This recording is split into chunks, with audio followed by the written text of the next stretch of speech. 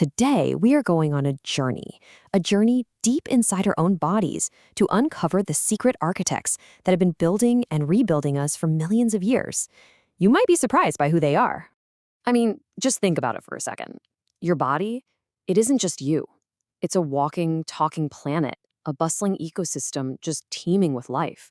But who's really in charge? Beyond all the stuff we know about, there are these ancient ghosts, these secret collaborators who actually wrote the blueprints for who we are. So who are they? Okay, let's start with the folks you've probably heard of. The trillions of bacteria living inside of us, especially in our gut. This huge community is what we call the microbiome. And trust me, they are so much more than just tiny passengers along for the ride.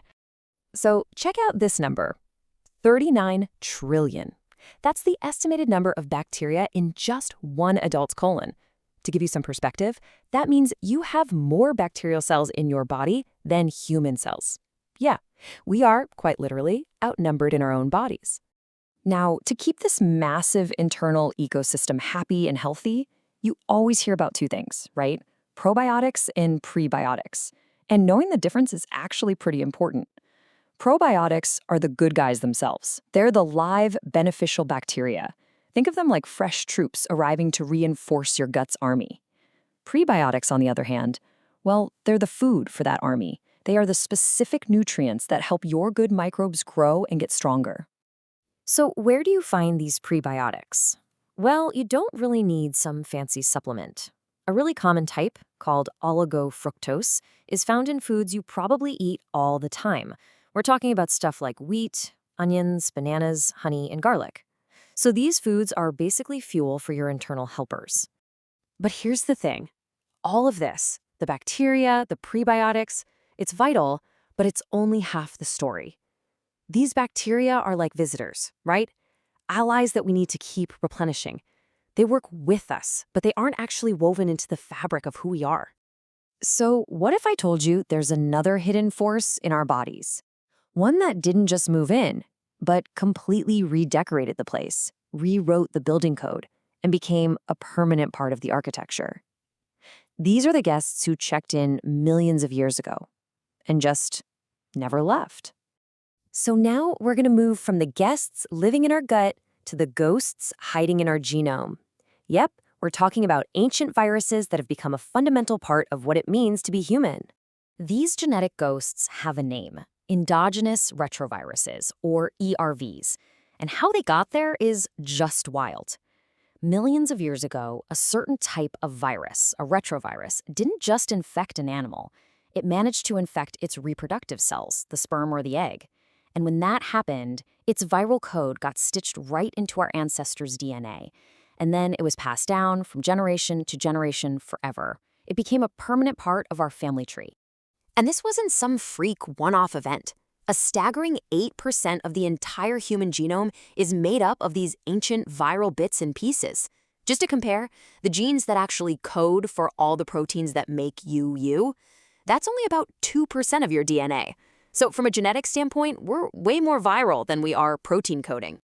You know, for a long time, scientists kind of thought all this viral DNA was just junk, useless leftovers from our past. But it turns out, that's completely wrong. As this quote says, these endogenous viral elements are not just fossils. They're active players. They've been a key part in driving evolution forward, helping create the incredible diversity of life we see. So let's look at one of the most mind-blowing examples of this in action, the creation of the placenta.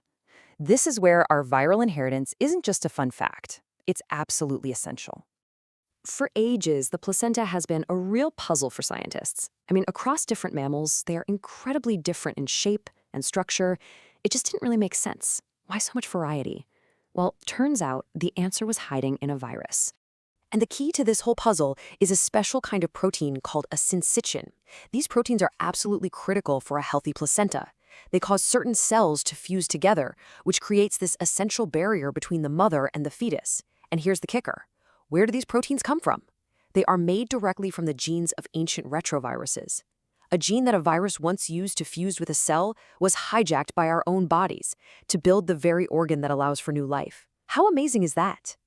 And evolution didn't just use this trick once. It kept doing it. In primate evolution, there's this idea called the baton pass hypothesis. So over 40 million years ago, one ancient virus gave us a protein called syncytin 2. But then, around 25 million years ago, a totally different virus infected our ancestors, giving us syncytin 1, which then took over the main job. It's like evolution literally passed the baton from one ancient virus to a newer one to keep improving the process. So this is obviously bigger than just one organ. The evidence is starting to suggest that viruses might be more than just helpful additions.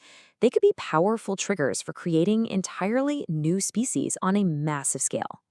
To get how that could even be possible, we have to go back in time. Way back, 66 million years ago, to the asteroid that wiped out the dinosaurs. There's this new theory called the viral hitchhiker hypothesis, and it paints this incredible picture of small mammals scavenging on the carcasses of dinosaurs. And in all that chaos, it created the perfect opportunity for viruses to leap from one species to another. And this brings us right to the heart of the idea. These viruses jumping between species, they weren't just random infections. They may have been the actual engine that drove the incredible explosion of new mammal species that happened right after the dinosaurs disappeared. The viruses didn't just make our ancestors sick, they might have made them entirely new. So how could this possibly work? Well, you can kind of break it down into 4 steps. First, you get the cross-species jump. A virus leaps from a dinosaur to an early mammal. Second, that virus works its way into the mammal's germ cells, its reproductive cells, causing huge changes to the genome. This can make it impossible for its offspring to breed with the original population. Third, that leads to rapid speciation. Bam! A new species is born. And finally, these new species can now adapt and move into all the empty spots in the ecosystem left behind by the dinosaurs. I mean, this whole idea just flips how we think about evolution on its head. It suggests that the birth of a new species isn't always this slow, gradual crawl over millions of years. Sometimes it can be sudden. A viral infection could cause, as this quote says, an instantaneous, abrupt genomic modification, a quantum leap that could create a new species almost overnight. When you get right down to it, we're a mosaic, aren't we? A collaboration between our own cells, our helpful bacterial allies, and the ancient viral code that's now part of our very being. From our gut to the way we're born, these secret architects are just everywhere. Which really leaves us with one last big question to think about. If viruses wrote such critical chapters of our evolutionary past, what are they writing for our future?